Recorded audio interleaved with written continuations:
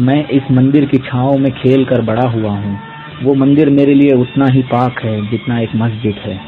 اور اللہ نے قرآن میں کہا ہے کہ جنت کے باغ میں کئی قسم کے پھول ہیں لیکن سب کی خوشبو ایک ہے. ویسے ہی ہمارے دھرم الگ ہیں مگر ہمارا خدا ایک ہے. ٹیپو سلطان ایک پنج گانا نمازی تھے. انہوں نے اپنی پوری زندگی میں کبھی تہجد نماز بھی قضا نہیں کی تھی. جب ٹیپو سلطان نے مسجد اعلیٰ کی تعمیر کروائی تو ان کے استاد محترم نے ایک شرط رکھی کہ اس مسجد کی پہلی امامت وہی کرے گا جس نے آج تک تہجد نماز بھی قضا نہ کی ہو. کوئی بھی امامت کرنے کے لیے آگے نہیں آیا. تب حضرت ٹیپو سلطان خود آگے بڑھے اور اپنے استاد سے کہا کہ آج آپ نے میرا راز پوری دنیا کے سامنے ظاہر کر دیا. یہ کہہ کر حضرت ٹیپو سلطان نے مسجد اعلیٰ کی پہلی امامت کی.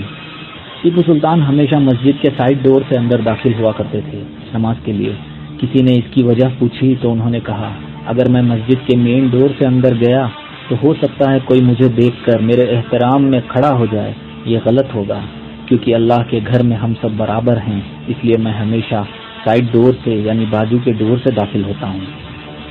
ٹیپو سلطان ہمیشہ فجر کی نماز ادا کرنے کے لیے پیدل اکیلے نکل جایا کرتے تھے. تو ایک بار ان کے سپاہیوں نے کہا حضور آپ اکیلے نہ جایا کیجیے, ہمیں حکم دیجیے, ہم آپ کے ساتھ چلیں گے.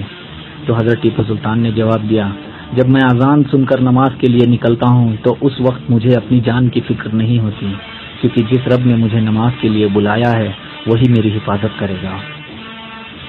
جب انگریزوں نے دیکھا کہ تھرڈ میسور وار کے بعد بھی ٹیپو سلطان نہیں جھکے اور میسور پہلے سے زیادہ خوشحال اور ترقی کرنے لگا تو انگریزوں نے ٹیپو سلطان کو ہٹانے کا فیصلہ کر لیا. انگریز جانتے تھے کہ وہ ٹیپو سلطان کو نہیں ہرا سکتے تو انہوں نے مراٹھا اور حیدرآباد کے نظاموں کے ساتھ مل کے پھر سے میسور پر حملہ کیا.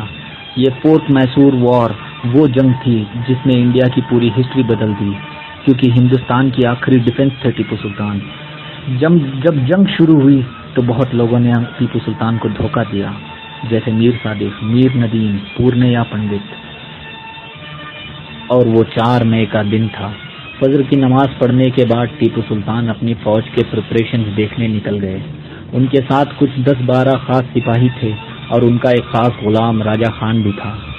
ٹیپو سلطان بہت بے چین تھے اس دن, ایسا جیسے وہ کسی کا انتظار کر رہے ہیں. جب ظہر کی نماز ادا کرنے کا وقت ہوا تو انہوں نے ظہر کی نماز ادا کی اور راجہ خان نے ان سے کہا حضور آپ نے صبح سے کچھ نہیں کھایا, آپ کچھ کھا لیجئے. تو سلطان نے کہا ٹھیک ہے لگاؤ. ٹیپو سلطان جیسے ہی بیٹھے کھانے کے لیے اور ایک نوالا اٹھایا ہی تھا کہ بھیانک توپوں کی آواز گرجنے لگی چاروں طرف سے.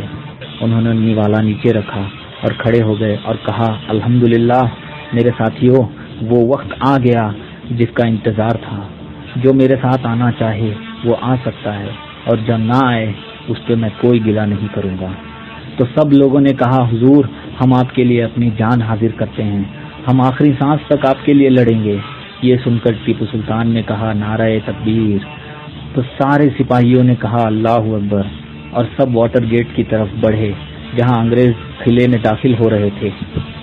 ٹیپو سلطان جب وہاں پہنچے تو بہت انگریز قلعے کے اندر داخل ہو چکے تھے اور ان کے ساتھ جنگ شروع ہو گئی. ٹیپو سلطان اور ان کے خاص کچھ 10-15 سپاہیوں نے لگ بھگ 500 سے زیادہ انگریزوں کو قتل کر دیا. جب انگریزوں نے دیکھا کہ یہ لوگ انگریزی فوج تو گاجر مولی کی طرح کاٹ رہے ہیں تو کچھ برٹش سپاہی قلعے کی دیواروں پر چڑھ گئے اور گولیاں چلانے لگے. ایک ایک کر سارے سلطان کے وفادار سپاہی شہید ہو گئے. ٹیپو سلطان بھی کافی زخمی ہو گئے تھے. پھر اچانک ایک گولی ان کے دل کے پاس لگی تو وہ گھوڑے سے نیچے گر پڑے. ان کے ساتھ راجہ خان تھا. راجہ خان نے کہا حضور یہ لوگ جانتے نہیں ہیں کہ آپ کون ہیں, اگر آپ اجازت دیں تو میں اعلان کر دوں گا کہ آپ ہی ٹیپو سلطان ہیں, تو یہ لوگ آپ کی جان بخش دیں گے.